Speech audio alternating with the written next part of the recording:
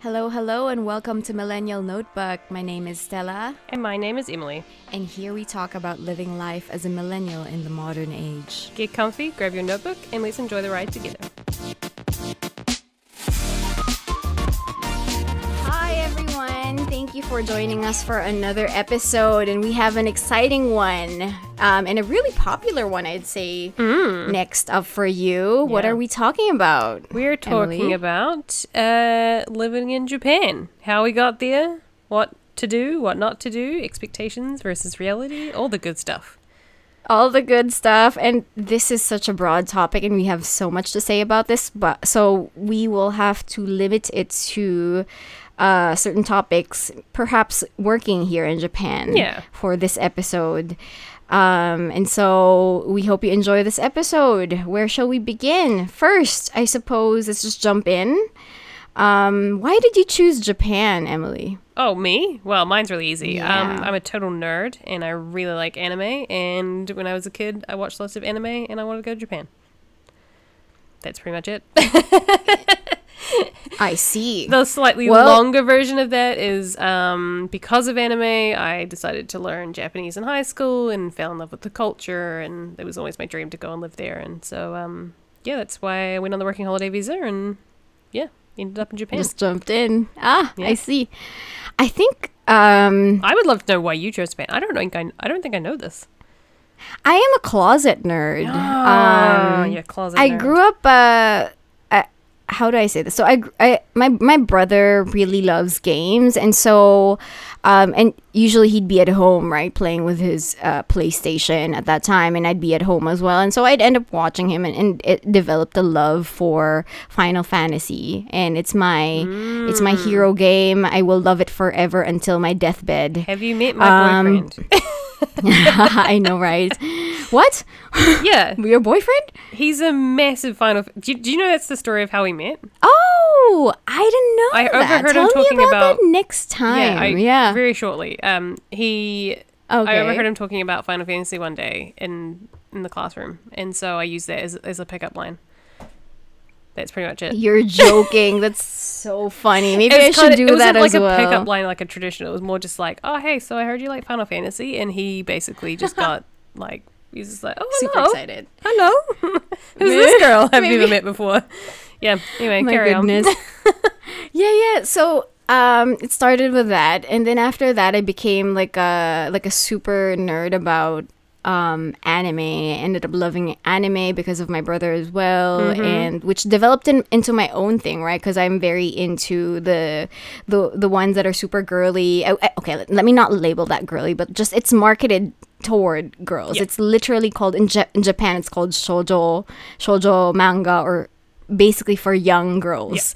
So that's its market, and that's why that's the only reason why I say it's for girls. But yeah, it's shifted toward that, and like I was such a huge geek, like a nerd at the time, where I would even buy figures because I was super into it. And so when I came to Japan the first time to live out all of my nerdy dreams was in uni as an exchange student. And it was only for a very short period, just half a year, but it just really reinvigorated my love for Japan. And I think we'll speak more about this a little bit later, but it's fun if you're here for short periods of time. I think this isn't to shit on Japan, right? It's just, I think it's the same for every single place you go to. Yeah. It's like a relationship almost. Like it's very nice and new at the start, and so you love it. It's the honeymoon phase, and then once the honeymoon phase is over, you start to see a little bit more of the things that. Yeah. And this is for every single thing of the human experience. Yeah. So, yeah. Nothing's a fairy tale dream like you expect it to be. Yeah. Yeah. And so that's what brought me here. I say I'm a closet nerd because I didn't really, I don't know. I suppose I grew up with a lot of quote unquote cool people, and I wanted to be like the cool people, and therefore I hid that because I really did love it, but I didn't want to show it. Nowadays, unfortunately, because of my work, I've been so busy that I haven't been able to indulge as much. And I Yeah. think I've grown out of, unfortunately, anime, but I'm still very into Japanese culture in general. I think that's only grown over time. For example, I'm still very interested in the traditional Japanese cultural aspects of, for example, their clothing, the kimono, and food, Yeah. or even like green tea. I went to a tea ceremony before, Oh. so and learned about it. So I'm still very interested in that. So it's just shifted toward a different aspect of Japanese culture, I'd Yeah. suppose.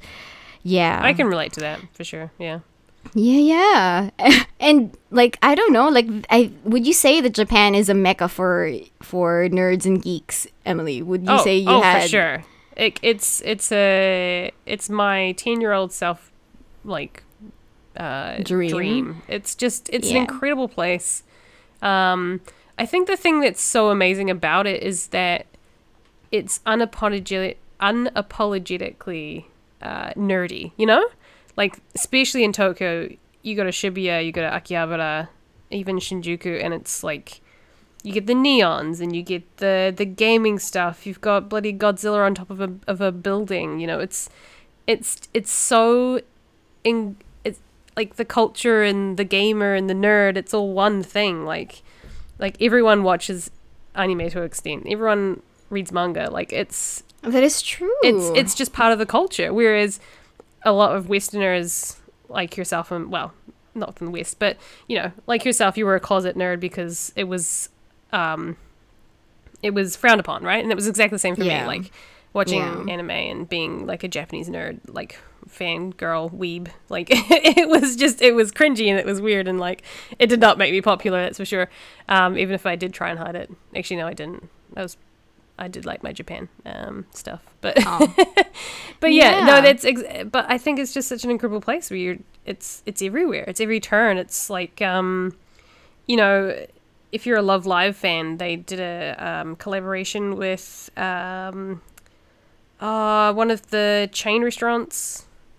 Can't remember which one it is, but yeah, like, or you Which have one? oh, I can't remember. It's the one that was close to my house. I can't remember. I've what it was never called. been to your house. Augusto. Yeah, like one of Not the Jonathan's, right? No, not. Oh, there was a Jonathan's next to my house too. That was really funny because it was called Jonathan's. I know, right? By the way, for context, her boyfriend Oh, is his name is Jonathan. yeah. Yeah, so like it's it's all a part of the culture, and I think that's what makes it so amazing and awesome. But that's only one side of Japan, obviously. Yeah, but that's cool. I'm glad to know that you're a Final Fantasy nerd. Yeah, I don't tell a lot of people, but I am.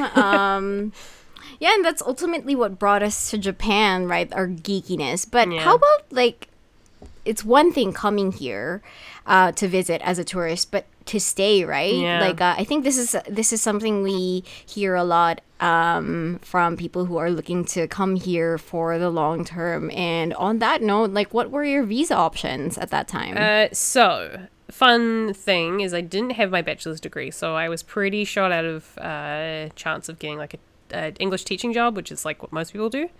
So I couldn't do that. The only chance I really had, and I couldn't do the student one either because the universities that I went to didn't have exchange options. So couldn't go that route. So I had to do the working holiday visa, which ended up being probably the best visa for myself. Best and worst. It's a double-edged sword. All the freedom in the world and just about no job opportunities. So I was very lucky to make it as long as I did. Right. You But- really pushed through with that one. Yeah, but yeah, so I went on the working holiday visa, which is a scheme for it's between certain countries. So I think it's like each country has its own visa thing. So like Australia has a different one with Japan than New Zealand has with Japan. There's New Zealand has one with Australia. Australia has one with New Zealand. Like it's a give and Yeah. take. You've one with Hong Varies. Kong, Ireland, Canada, and all of these different countries kind of have different like the length of stay, the age you have to be, so that sort of stuff. It's basically a chance to go to a different place, do some work, travel, experience the culture in that for sort of longer short, long term. I don't know. It's not like long term. It's only usually like a year and a half. So it's pretty short term, really. But no, it's good fun. So that's what I did. Yeah. And I see. Yeah, that's how I ended up in Japan. How long do the working holiday visas last? So the New Zealand one with Japan is a yeah. year. So Okay. you have it's a year. You can, I think you've got like once you've been accepted, you've got a year to enter the country, and then once you're in the country, you have a year to do your own thing, really. Before you have to find another visa. So it's not a visa you can renew or anything like that. Yeah. It's a pretty tricky visa. But I think the trickiest thing is to go from that visa to the next visa. You're kind of shot out of luck. You've got to find a full-time job, and then you've got to prove a whole lot of stuff. And that's where I kind of fell through a wee bit. But I still really enjoyed my time there, so I can't complain. Right. I see. Yeah. As for me, my current visa is the one that is geared toward people who work in, how do you say, like this is very, because it's such a broad visa. It's the visa given to engineers or the people engineer who do visa. Yeah, it's called the quote unquote engineer visa, but it also is given to people who work in English to some degree. Yeah. Whether it's in business or teaching it. Sometimes, I mean, I'm not really familiar because I'm not an ALT, but I think the ALTs have a specific different visa. Yes. So I wouldn't really know, but I do have the one given toward engineers or the ones who have more specialized type of work. Yeah. Or work that is related to humanities and whatever I don't know what they intended for that term, but I suppose just general like business or office employee kind of work. Yeah. So it's a very, very broad visa. It is a very broad visa, yes. And it's actually one of the longest work visas that you can get, if I'm not mistaken. Yeah, in so Japan. they can give it for 3, 5, and 1, 3, and 5 years. 1, 3, 5. Yeah. And it's So like a 5. gamble depending on which one you get, eh? Yeah, but you can actually raise your stakes is depending on how big the company is. So the tendency here is if you are part of a large old corporation that has been in Japan for several years, maybe more than 50 years, you will most likely get the 5-year visa. And if you're part of a much smaller company, even if it's a medium-sized company, if it's either, so there are obviously a lot of different variations, but the smaller it gets, basically the idea is the smaller or younger it gets, the less years you'll get. No, that makes sense. Yeah. I guess it's kind of it's that not thing always like that, right? Yeah, I think it's that thing of the security of the business, right? So if it's a long-lasting big name, obviously they're not going to stick around. But if it's a smaller business, they could go under in 6 months, and then you've got a visa for 3 or 5 years, and it's like, well, what are you going to do? And the reason I was able to confirm this, because I was under the impression that the more credentials you have, the more years you'll be given. But I found out from my friend who's she's an engineer, and she used to work for Disney back when she was still living in America. And then she wanted to move to Japan. And she decided to work for a small company because that's her values aligned with this company, and she's still very happy in there. But she only received, despite how qualified she is, she only got a year, and she has to renew every single year, which is like, oh my goodness, I can't imagine. That would drive me nuts. I know, and the reason why is because she is working for a very, very small company, with only less than 10 employees, and maybe that's why. Wow.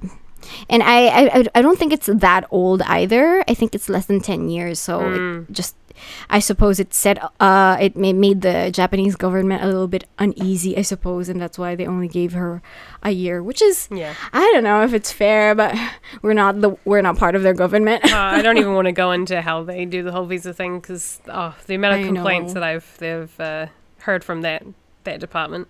I'm kind of glad I didn't have to go through it, because my version of it was super easy. I went to the consulate, I handed them a piece of paper, they're like, yep, looks good, come back in a week. And then I had my visa. Yeah.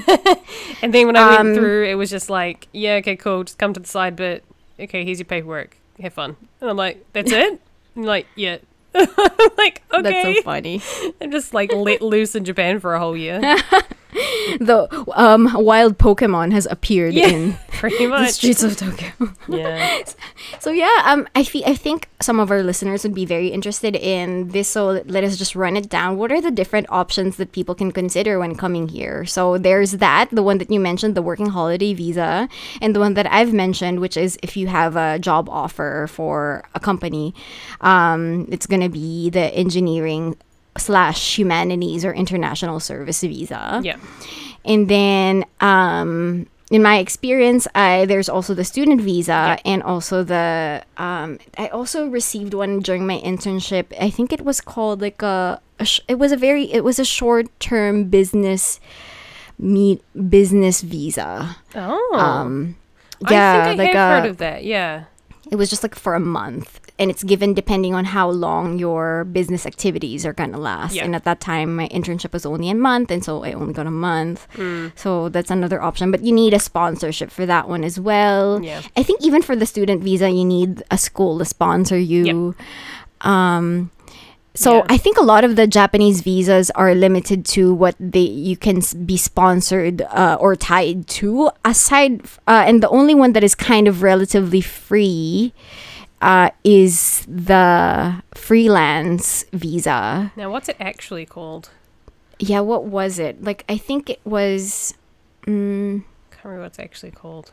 It has a really strange name. Yeah. But that's another option. So we are not lawyers. We can't give like maybe we can put that in the show notes. Yeah, I'll put that in the show notes. So if you're interested, we can list down the different types in general, and then you can take a look at that.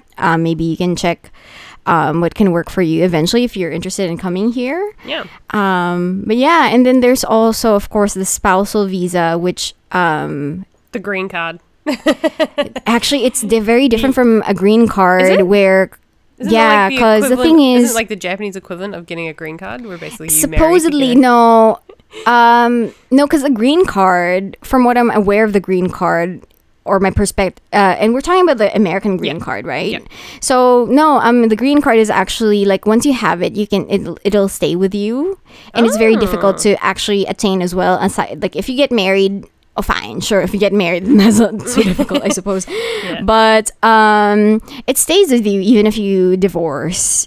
Which is why, like, this is some sketchy people. Sorry, I don't want to alienate anyone. Some people opt that route, but in Japan, it's not possible because if you get a divorce, you will no longer be eligible for that visa. So you will be cut out of Japanese. I mean, that makes a lot of sense. To be fair. So I mean, it puts the Japanese individual in favor, of course, but I can imagine how it puts a lot of vulnerable people who actually did fall in love, let's say.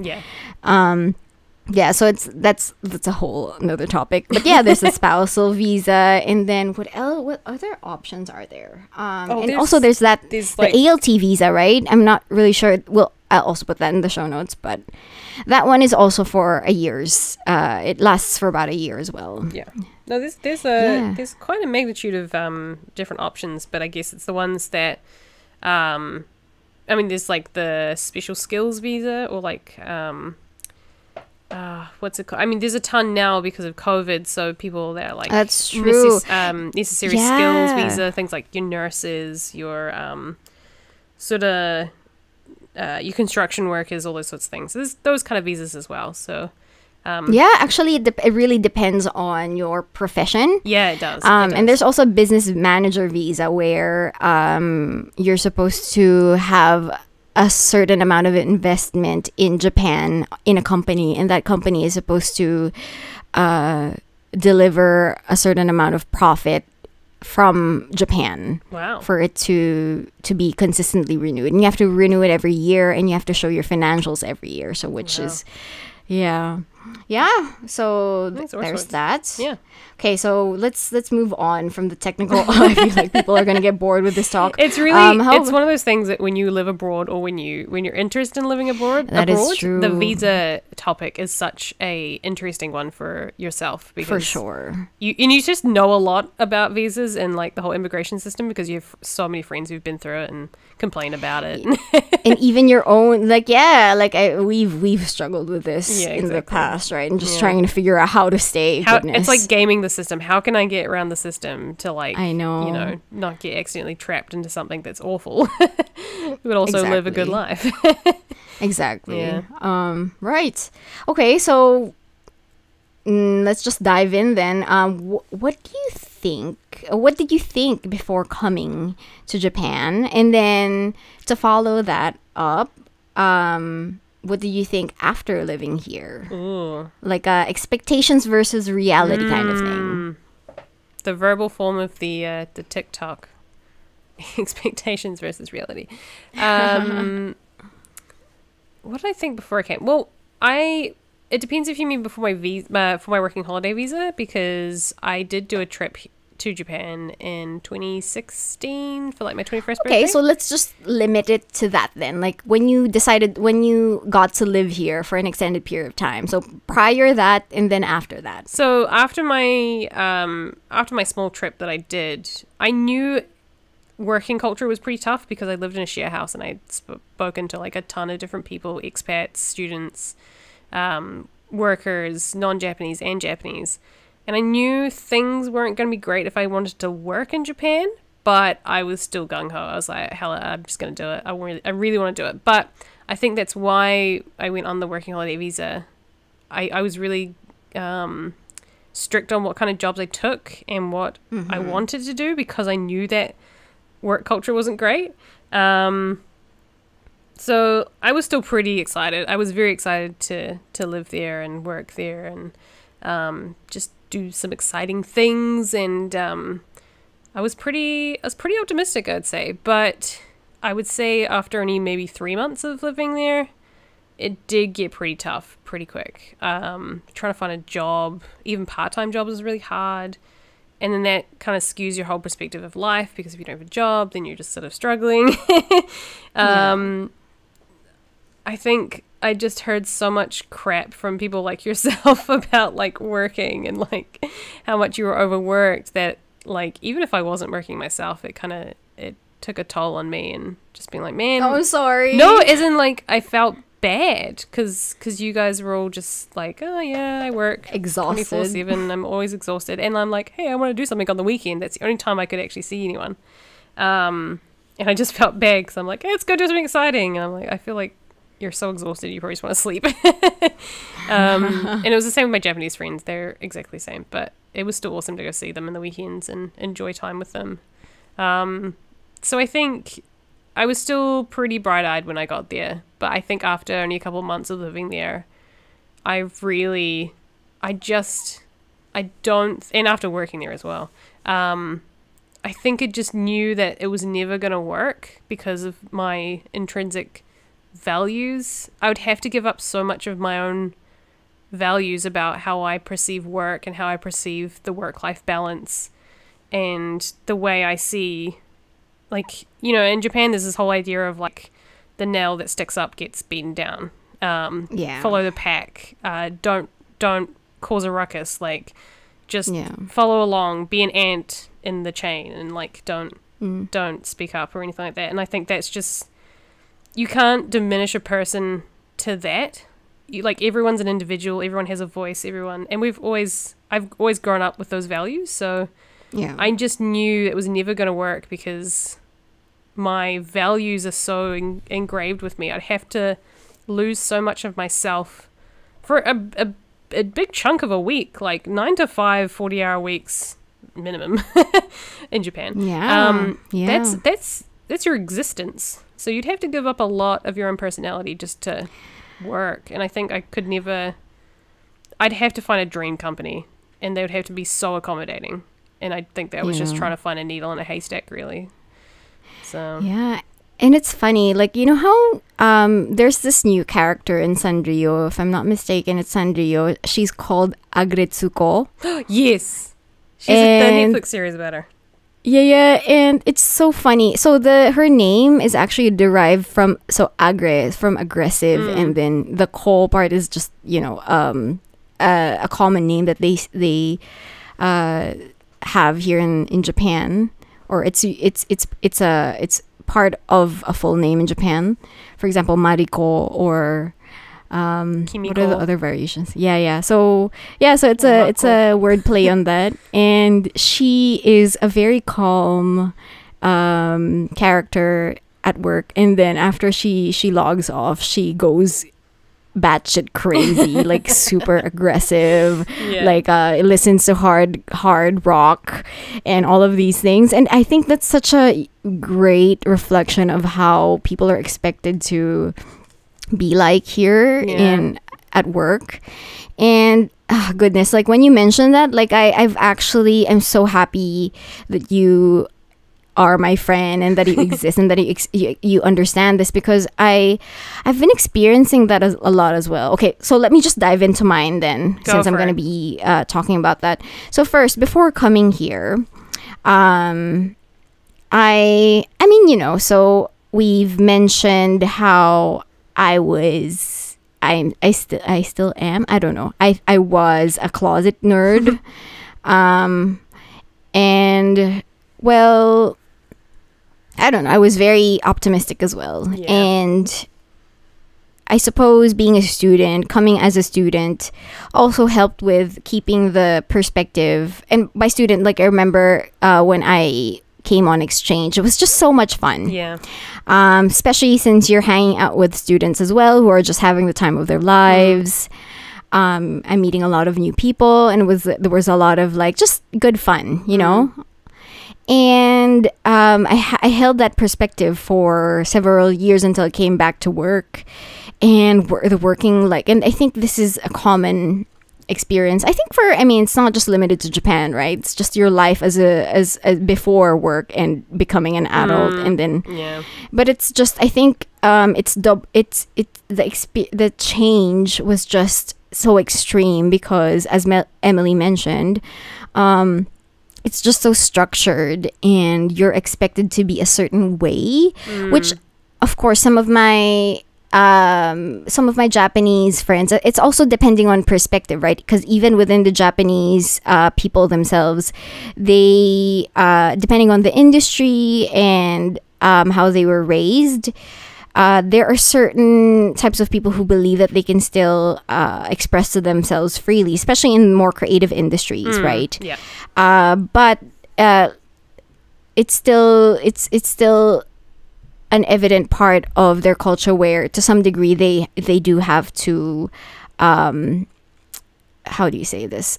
Adjust to everyone else. And also there's this huge seniority system where, generally if they're much older, there is an expectation of respect, that even the language is structured around this seniority on age as their primary thing. Like, if they meet at school, for example, even if they're just 1 year older than you, because they're 1 year older than you have to kind of shift the way you talk to show a little bit more respect, kind of thing. And so this is just emphasized even further in the work scene. And going back to what you touched upon a while ago, where I feel like, so I've been working here for around 5 years already. Wow. Congratulations. I know. And 5 years is it's a long time for someone who's only, I'm 28 this year. Sorry, I'm 29 this year. And 5 years is a long time because, 5 years ago, I was just, a young adult just trying to figure out what I was supposed to do after school. So I'm still it's a long time. And that was one of nowadays I've been reflecting on how much Japan is changing me. and how much I'm willing to let it change me. And it's been worrying me recently, and no one else can understand. No one else from my friend group can understand this. And that's why I was so happy that you mentioned it a while ago, where I was wondering, like, that it's one thing to be aware of it and to try your best to not let it change you. But you know how sometimes when things happen gradually, you just end up changing regardless of how much you resist it. You know how, for example, I mean, I don't want to, sometimes I can liken my relationship with work nowadays as like a toxic relationship where it's great when it's great, but when it's bad, it's really bad. Yeah. And I so, feel that, I mean, I'm very thankful that I have a job, especially in this economy, and it's been wonderful, and I'm learning a lot as I go along. It's just that the culture plus the industry isn't really helping with the balance that I need to maintain a healthy status quo. Yeah. And so it's been difficult, and just even though I've moved to an industry where I'm a little bit and also I think it's also because of my position. Like I am a director at a media company right now, a gaming media company, and it's a lot of fun, and there's it's a little bit flatter than some other industries. I came from, in my previous job, I worked for an architecture luxury interior company, and the architecture industry here in Japan is very, very they call it quote unquote old, meaning very traditional. And like the systems are very, very rigid, where you really are not allowed to speak out toward your bosses. Even if you're right, even if you think you're right, you must not. Even if they're wrong, you must not. How dare you, kind of mindset. Now here the average age is much younger, so I think the average age in my current company is 33, if I'm not mistaken. Oh, okay. 33. Pretty good, yeah. So I'm still I'm at the mid range because we also have younger employees in our company as well, and so I feel like I have a little bit more space thanks to the company culture and my position in my age to speak out a little bit more. But even so, right, it's still a very top down approach, I'd say, and I think that's just part of the culture, right? And there are some there are some days where the pressure to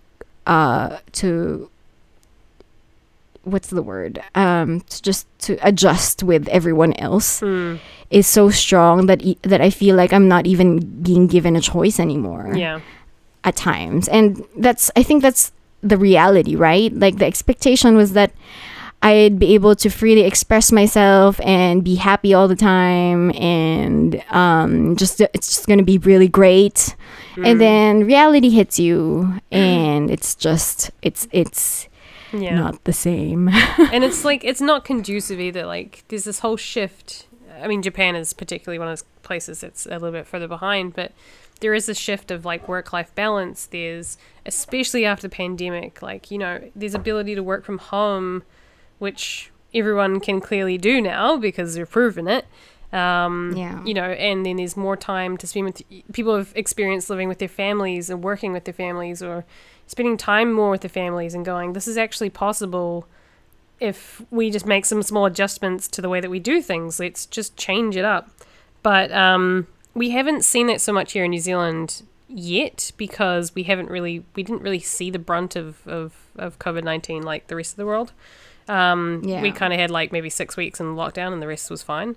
Unless you're in Auckland. Auckland is a completely different case. But for the rest of us, it was kind of like business as usual. So there hasn't really been this big shift. But I think as a millennial, as someone who's living through this pandemic, because it's still there. Like the rest of the world is still suffering, and there's a lot of influence there. There's this want and this need for balance, and like life's not worth living if you're just working all the time. Like it's really like, what's the benefits? Yeah, I might be getting more money, and yeah, I can afford that more expensive house and go on all these holidays. Oh wait, I can't go on holiday because it's a freaking pandemic. So like I have noticed a huge difference in myself. Like I just want to be able to go. Like, my job is great compared to yours. My job is like it's easy. It's butter. After 5 o'clock, I do not have to be there, but there's certain things that even I can't handle that I want changed, like to be able to go and do my skating, like, which I have to do during the day, which is really annoying. But being able to do that is actually really good for my mental health, and it's also really good for my physical health. And if my physical health and my mental health are good, I'm better at work. And like forcing me to be there from 9 till 5 every day is like it has its downfalls, right? My back is giving up. It's annoying. I don't have the attention span. So about 3 o'clock, I don't do any work from 3 o'clock. I'm like buzzing around the office, cleaning things and putting dishes away and stuff, because I'm like, I cannot sit at that desk anymore. I'm not getting anything done. It's a waste of time. Yeah. I want to go for a walk. I want to be able to go and I can do those things, but it's the perception, unfortunately, that I face is like, why aren't you sitting at your desk? Why aren't you there? Like, what are you doing? Yeah. And it's like, I'm looking after myself, because if I look after myself, I'm going to be here longer and I can do better work for you. I know. And honestly, I wish Japan had a little bit more of that. I think despite all of the progress that it's made about, for example, having company structures where it's a little bit more flat, and that women can play a little bit more of a stronger role in corporations, whereas up until this point, it wasn't the case. So it's been developing, but I feel like on this aspect of just having balance, right, and prioritizing your own health over work is still some Japan is still such a long way off, even more than ever anywhere else, I'd say. I know, and I think that sucks, because they have it's all those cultural things, and that it's just embedded in their work. Yeah. You can't rip it apart. It's going to take generations to fix that. Which and is also, I don't think I know. And as a foreigner myself, right? And I think we've had a discussion on this before. Is it really a right to do so, right? I think it's for the Japanese to decide what they want to move their society toward. I mean, sure, we do have a voice, but at the very end of the day, it's their country. Yeah, and it's a place that we've chosen to be. Yeah, and so we must go with. We help them if they are moving toward that direction, right? And we do our best. But as a foreign single, like as one person, and as a foreigner, I don't think you should let them decide for themselves, because I think this is a very different topic as well. Like, I've spoken with a female lawyer because in my previous industry, right, I was experiencing like finding my voice as a young woman in the company, because it was very it had traditional values, right, where they were very worried about women getting married, because they knew they would quit. They think they would quit at some point, and so they actively avoided hiring women. Isn't that awful? Yeah, my boss clearly told me at that time, he was just like, I don't want to hire women because they're just gonna quit. And so I'm just like, I'm here. And even if I do get married, I'm still gonna work. And he was just like, I don't know. It's that traditional mentality of, well, if you get married, you're going to quit because you're going to live off your husband's wage, and then you're going to go have children, and that's going to ruin... I mean, that's another topic. But I know. It's that sort of thinking. Then when they do hire a woman, they are then clouded, and they treat women a certain way. And, I mean... I know. That's completely different to being a foreigner, obviously. Because it happens to both females, Japanese females, and obviously... foreign females with slightly different nuances. That's another thing. Like and even like as myself, I look half Asian, half white, and so it's and the thing is, depending on who's looking, I can look more Asian than white, or more white than Asian. And I don't know, a lot of Japanese people say I look Japanese, and so sometimes they even expect me to act Japanese.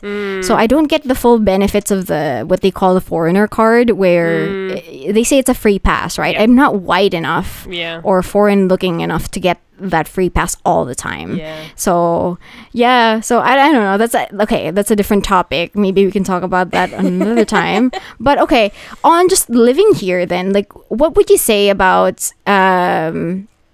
studying here versus just traveling here and then working here? Like, what are the upsides and downsides in your perspective? I can only speak to what my friends have told me, but studying in Japan on certain programs is really great. Like you said, it's kind of that meeting lots of new people, experiences, opportunities.